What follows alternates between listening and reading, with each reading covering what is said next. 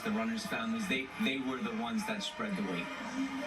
What an incredible day, and an incredible weekend too. I mean, we were talking to the governor and the mayor, the events that align this weekend, the holidays, the 250th anniversary of the start of the American Revolution, and then this great event that's happening behind us. We're super proud to stand for sport and patriotism on Boston's perfect day. We know that what it means to everybody. We know the importance of it. We don't take it lightly. It's our privilege to be able to deliver this with everybody else, for runners, for the city, for businesses, for nonprofits, just for individuals' sense of personal achievement. And you said this really feels like it's everyone's race, right? Everyone is welcome. This is the 50th year since the first wheelchair finisher, Bob Hall, crossed that line, 1975.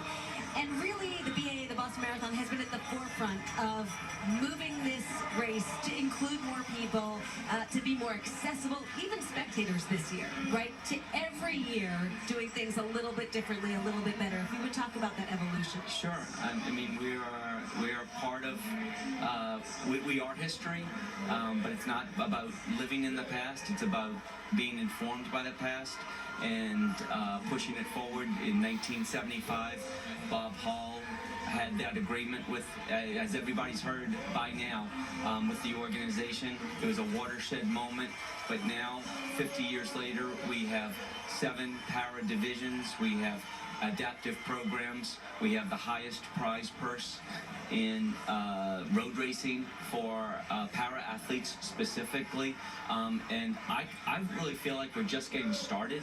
Yes, thank you. We did include additional capacity for not only participants, but those who are supporting them.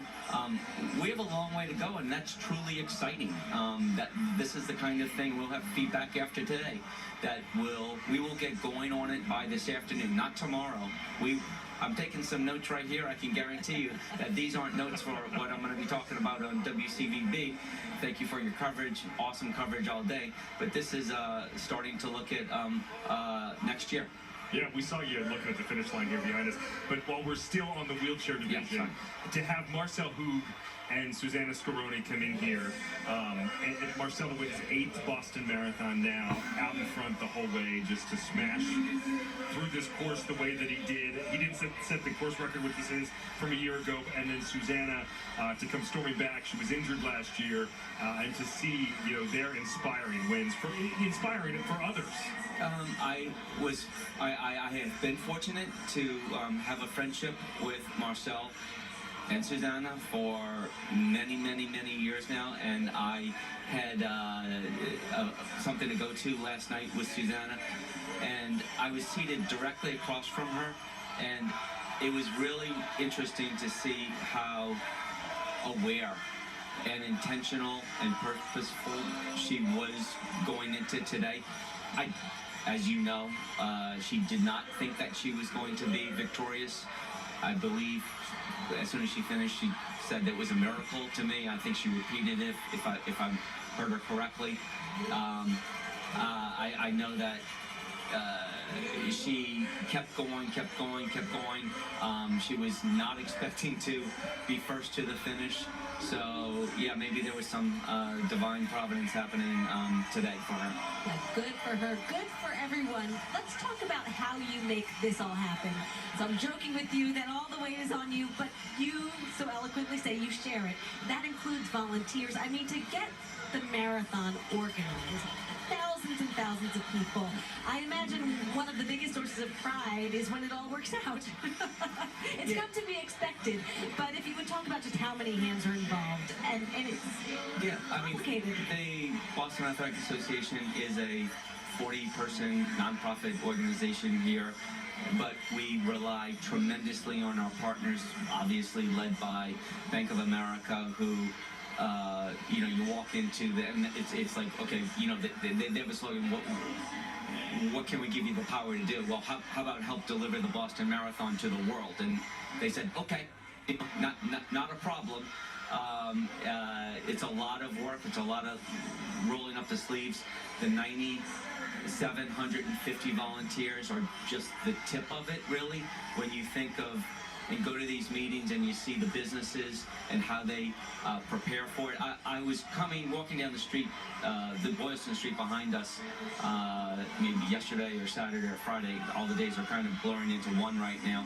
And I saw the Boston Public Works Department, the streets agency, doing unbelievable precision work on the curbing, on the road. It looked good to me, honestly, but they were taking what looked good to me and making it as best as they could possibly do it. They repaved this stretch, we know, this spring, and the mayor said it was going to be done just in time. We've got our Peter Eliopoulos here. He is right in the top center of your screen there. And WCVB was also honored to partner this year with Teddy's team, one of the many charitable organizations. Yep. Peter was raising money for Teddy's team. I see him. That works here. One of these charitable organizations that raises money now, $550 million and counting.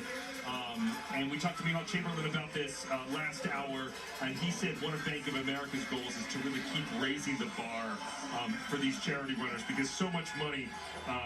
Looks like he's having a good time.